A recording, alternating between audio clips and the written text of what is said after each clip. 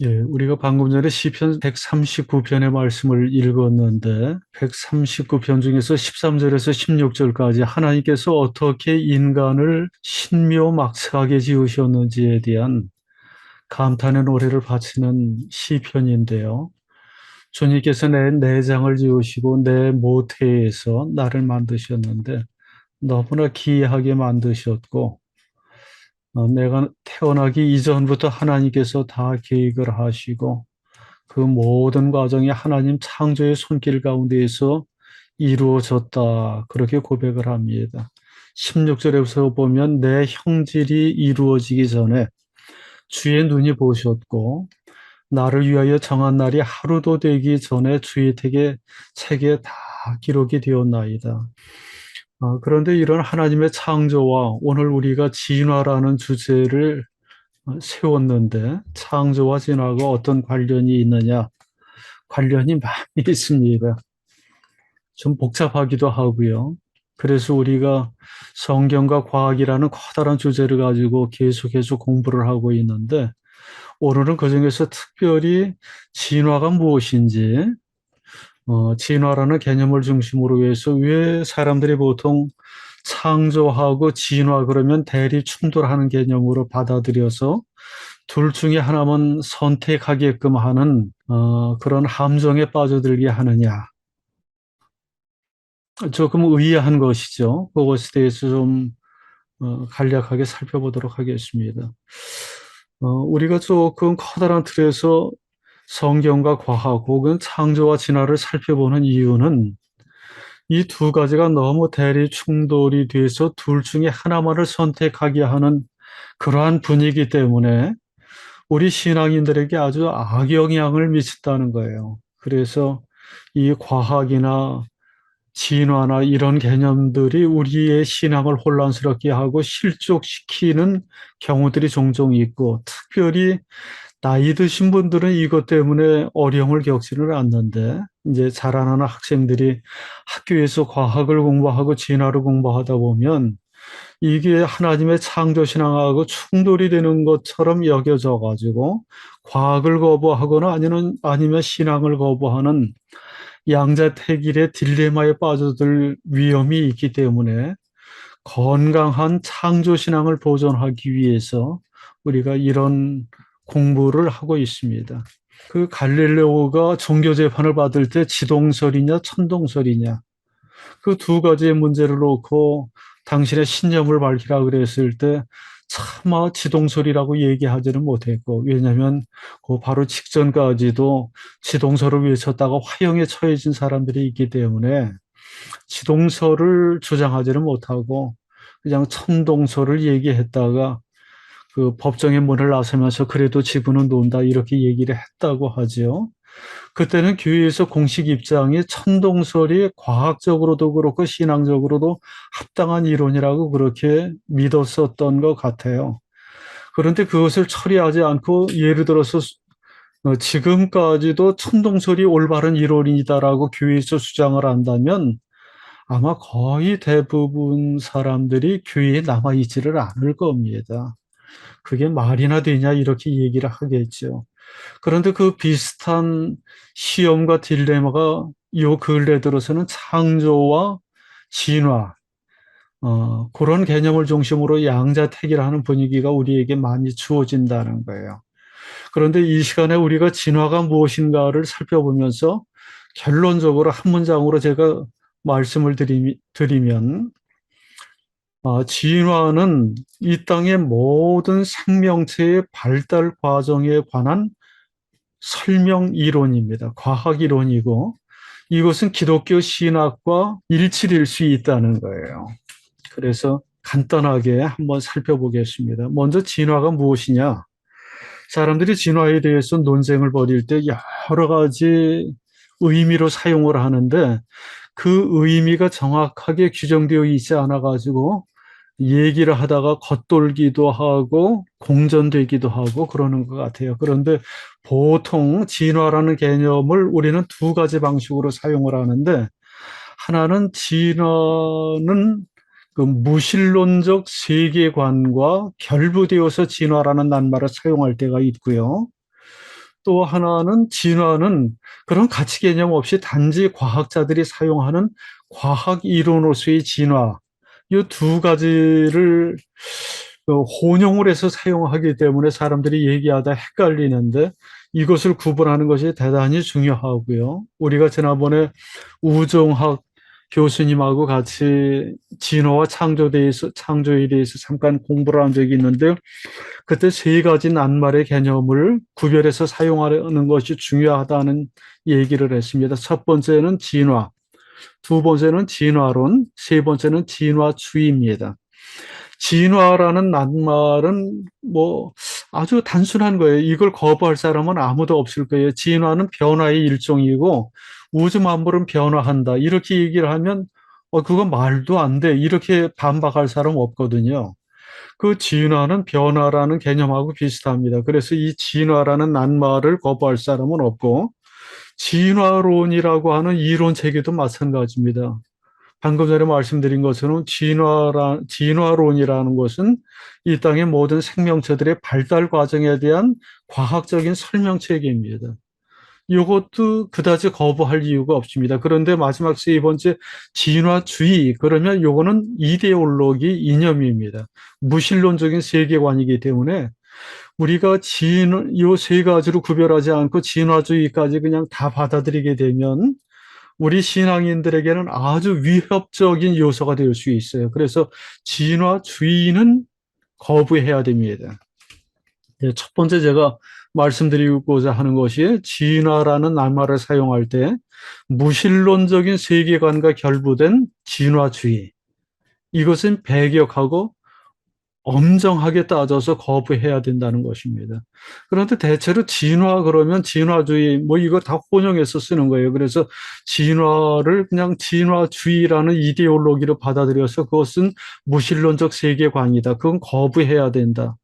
어, 그 그냥 뭉뚱그려서 그렇게 생각하는 경우들이 있는데 요거는 엄밀하게 얘기해서 진화주의, 무신론적 세계관 어, 거기에서만 사용하는 용어입니다. 그래서 요 진화주의, 무신론적 세계관에서 주장하는 바는 무엇인가 하면 여기에서 진화라는 개념을 신을 대체하는 개념으로 사용을 하고 이 땅의 우주 만물이 돌아가고 운행하는 데 있어서 신의 개입을 배제하는 입장에서 뭐든지 서술하는 거예요.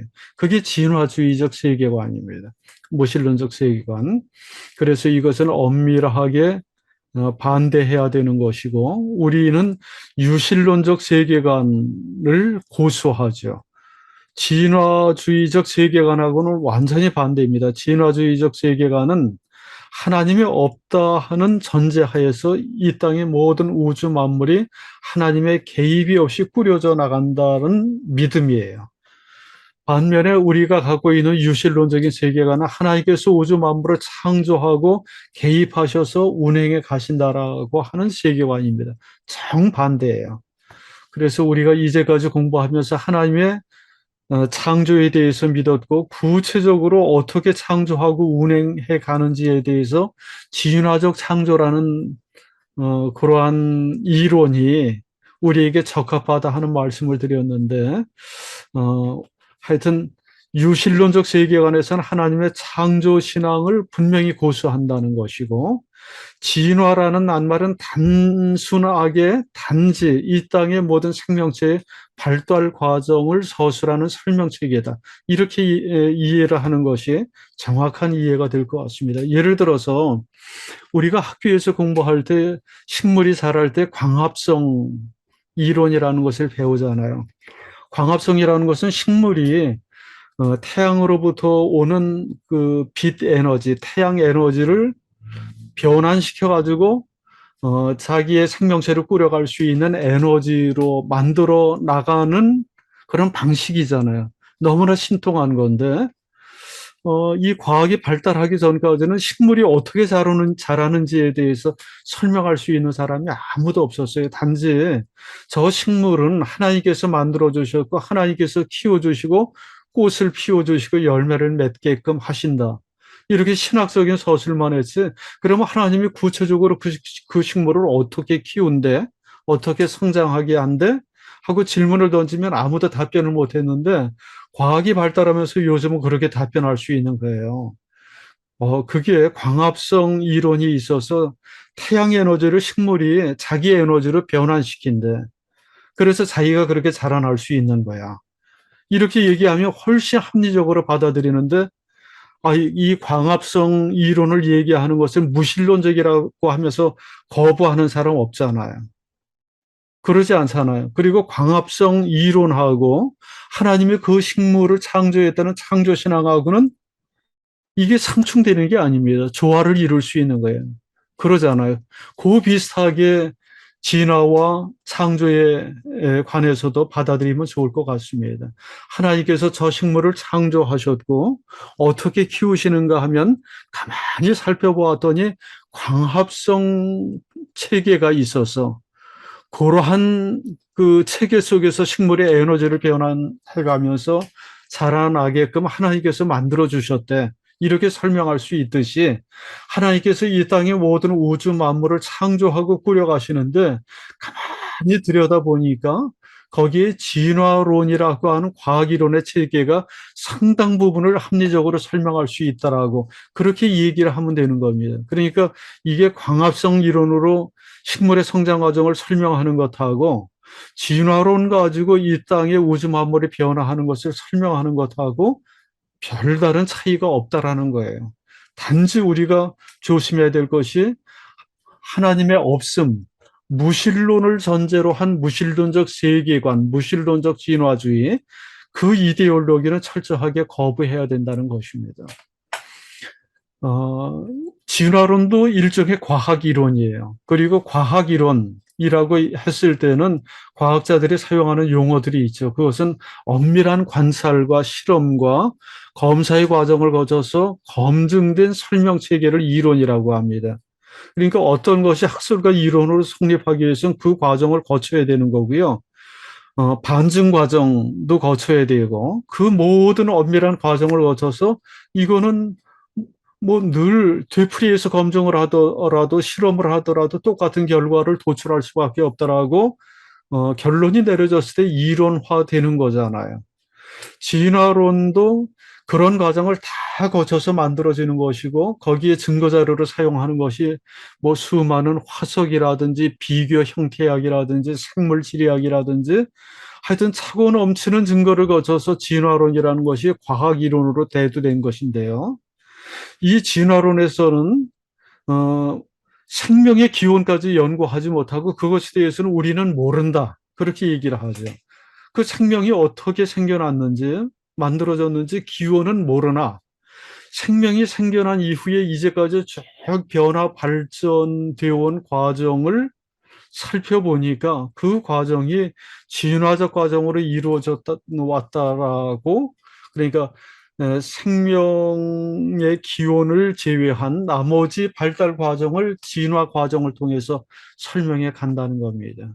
그런데 이 진화론에 있어서 한 가지 쉽게 받아들일 수 없는 것, 아마 대부분 우리 그리스도인들이 받아들이기가 참 어려운 것 중에 하나, 그리스도인뿐이 아니라 모든 사람들이 받아들이기 힘든 것 중에 하나가 공통조상이에요. 이제 진화론 그러면 공통조상, 그 다음에 변이의 과정, 자연선택 이론, 이것이 합해져 가지고 진화론을 구성하는데 공통조상이라는 것은 이 땅에 존재하는 모든 생명체가 공통조상을 가지고 있다라는 이론입니다. 이것을 여러분이 받아들이든 받아들이지 않든 그거는 뭐 하여튼 개인의 선택의 문제인데 진화론을 연구하는 과학자들은 전부 공통조상을 얘기를 합니다. 지구의 역사가 한 40억 년 되었고 생명체의 역사도 한 40억 년이 되었다고 하면 그 기나긴 세월의 과정을 거치면서 생명체가 여러 가지 변이와 자연 선택의 과정을 거쳐오면서 종의 분화가 이루어져 왔는데 그게 공통조상으로부터 유래되었다는 겁니다. 아니, 그러면 인간은 하나님의 형상으로 하나님께서 특별히 만들어 주셨다고 성경에서 말씀을 하는데 인간도 다른 동물하고 다를 바 없는 거냐? 이렇게 질문을 던질 수 있어요. 그런데 우리는 그 하나님의 형상대로 지어진 인간의 존귀함에 대해서는 성서적 신앙은 신앙대로 그대로 받아들일 수 있습니다. 아주 오랫동안 이 과정을 거쳐서 하나님께서 우리 인간을 아주 특별하게 하나님의 형상으로서 진화의 과정을 통해서 그렇게 만들어 주셨다고 받아들일 수 있는 거죠. 그런데 얼마 전에 우리 교인하고 한번 이 무슨 얘기를 하다가 진화 얘기를 잠깐 나누었는데, 보통 사람들이 한 가지 오해하고 있는 것 중에 하나가 사람이 원숭이나 침팬지로부터 진화된 거야? 이렇게 생각하는 사람들이 있어요. 그런데 진화론에서는 그거 주장하는 거 아닙니다. 공통 조상을 주장하는 거예요. 인간의 조상이 원숭이고 원숭이의 조상이 개고, 그거 주장하는 거 아닙니다. 공통 조상으로부터 전부 가지치기 분화가 되어 와가지고 지금의 원숭이, 침팬지, 사자, 고양이, 낙타, 늑대, 이것도 똑같이 40억 년의 진화 과정을 거쳐서 최종 진화의 산물로 현 단계까지 온 거예요. 인간도 인간 나름대로 그렇게 온 것이고요. 그래서 이거 사람이 원숭이로부터 진화돼서 그래가지고 거부감 가질 수도 있는데, 그거 진화론 학자들이 그렇게 주장하는 거 아닙니다. 공통 조상으로부터 기나긴 세월을 거쳐서 이렇게 이루어져 왔다는 것. 그래서 아마도 진화론 이 학자들의 견해에 따르면 인간과 침팬지도 공통 조상이 있다는 거예요.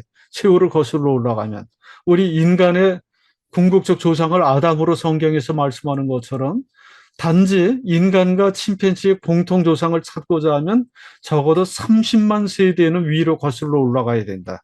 그러면 그때는 공통 조상이 있었을 거고, 그 뒤에 세월을 거쳐가면서 이게 종의 분화가 언젠가 이루어졌을 것이라고 그렇게 얘기를 하기도 합니다. 하여튼 제가 이 복잡한 진화론의 모든 것을 알지도 못하면서 이렇게 얘기를 하면서 중요한 것만 우리가 잘 받아들이면 될 것 같아요. 그걸 우리가 과학자도 아니고 어떻게 세부적으로 다 그것을 이해를 할 수 있겠습니까? 대략 중요한 것이 그렇다는 것만 그 이해를 하면 될 수 있을 것 같고요. 진화론의 세부론의 세부에 들어가서는 이제 과학자들 간에도 여러 가지 이견들이 있을 수 있는데, 아주 커다란 틀에서의 핵심 개념, 조금 아까 얘기했던 것처럼 이 땅의 모든 생명체는 아주 오랜 기간의 발달 과정 속에서 변이와 자연 선택의 과정을 거쳐가면서 현 단계까지 진화해 왔다라는 것. 그것에 있어서는 대부분의 과학자가 똑같이 합의를 이룬다는 것입니다.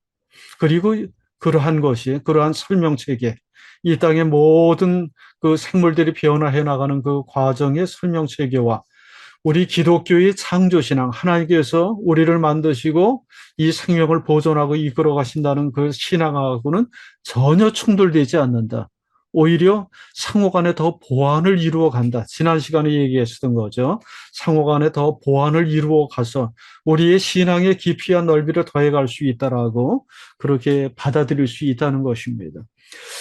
실제 저도 이제 요 진화와 창조에 대해서 공부하는 계기를 통해서 이렇게 쭉 살펴보다가 모르는 것을 많이 깨닫기도 하고, 요즘은 이렇게 바깥에 나가서 식물이나 동물이나 무엇을 보더라도 뭐 이런 시각이 생겨나더라고요. 우리가 나무들 중에서 수령이 긴 건 뭐 몇백 년 됐다, 뭐 500년, 600년 됐다, 이렇게 얘기를 하면서 진짜 나무가 장수하네, 천연기념물로 보존해야 되겠네, 이렇게 얘기를 하기도 하지만, 이 땅의 모든 생명체는 몇백 명 정도가 아니라 수억 년, 수십억 년에 걸쳐서 그 생명을 진화의 과정을 통해서 돌보아서 최종적 상물로 지금 지상에 돌아다니고 있는 모든 생물의 모습을 이루어 갔다는 것입니다.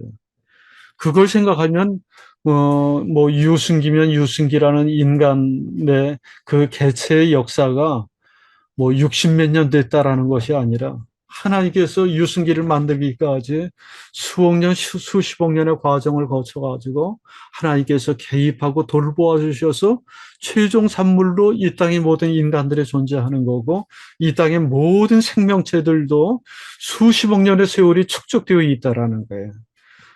그렇게 바라보게 되면 이게 보통 존귀한 게 아닙니다.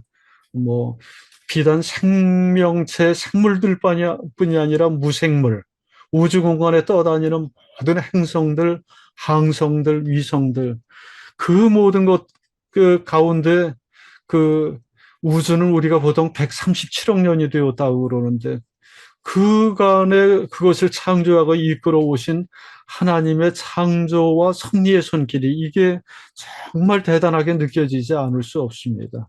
그래서 결론적으로 진화라는 것을 우리가 섣부르게 오해를 하고 우리의 신앙과 반대되는 것으로 배격하다 보면 자칫 잘못하면 어, 그 진화라는 과학을 떨쳐버리는 것이 아니라 우리의 신앙이 무너지게 되는, 특별히 우리의 자녀들, 다음 세대의 신앙을 보존하지 못하게 되는 위험한 결과를 초래할 수도 있다는 것을 유념을 해서 이 진화와 창조, 진화와 신앙을 잘 조화를 이루면서 과학을 통해서 세상과 우리 인간을 더 깊이 이해하고 우리의 신앙을 넓혀 나갈 수 있는 기회가 될 수 있기를 간절히 원합니다.